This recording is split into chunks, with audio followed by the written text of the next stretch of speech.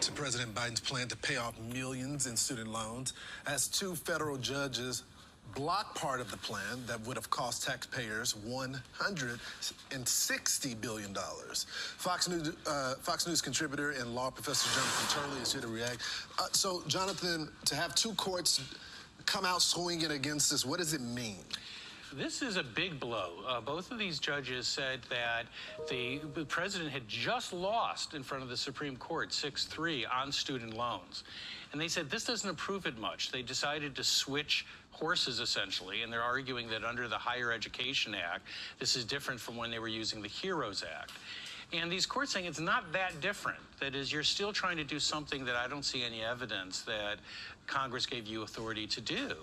And this is a massive cancellation of debt for the country. And these judges said that's a major question. Now, the fact that they used those words is important because the Supreme Court has said that when you have a major question or an issue that has to be decided by an agency and they just suddenly come up with a new answer like this one rather conveniently, they impose a higher burden on you.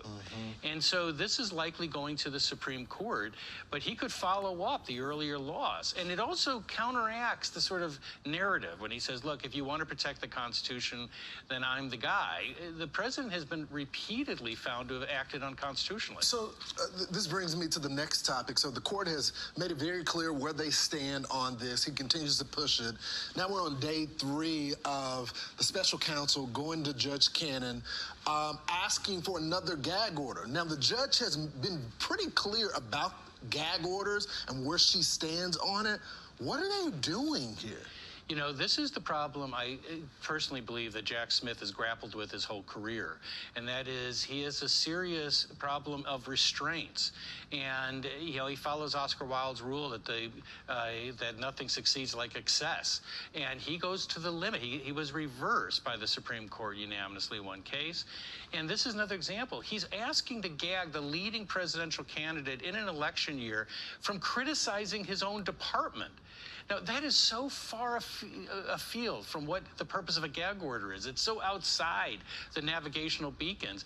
It's really disturbing. And I don't blame Smith. I blame Attorney General Garland. Yeah. This is when you pick up the phone. Yeah, and also this is when you pick up the phone and say, listen, Jack, that we don't do that. Okay, we don't gag people to keep them from criticizing us. That's not the point here. And it's against the policy as well, real quickly, because we got to get to your book. But do you think they're trying to get something in the record to get, I guess, reverse or something? Because Judge Cannon has been clear, but they keep going back to him. What is the play there? Because she was appointed by Trump. Well, Cannon has been hit with vicious attacks. You're right. And she has ruled actually for and against both sides. Right. She's been very fair here. And yeah, I think that he's trying to poison the well, but it won't work. Let's talk about your new book, The Indispensable Right, Free Speech in an Age of Rage. It's out. Tell us about the book. You know, this book is 30 years in the making. I've written for 30 years as a law professor and litigated in this area. But I really wanted to wait to put together a book that not only talked about the anti-free speech movement that we're experiencing, but also how we can get out of this. There is a movement sweeping the country and in higher education. There are law professors arguing that we need to rewrite the First Amendment, that free speech is harmful. We're raising a generation of speech phobics. And we're returning to a debate we had at the beginning of our republic. I say in this book that Joe Biden may be the most anti-free speech president since John Adams.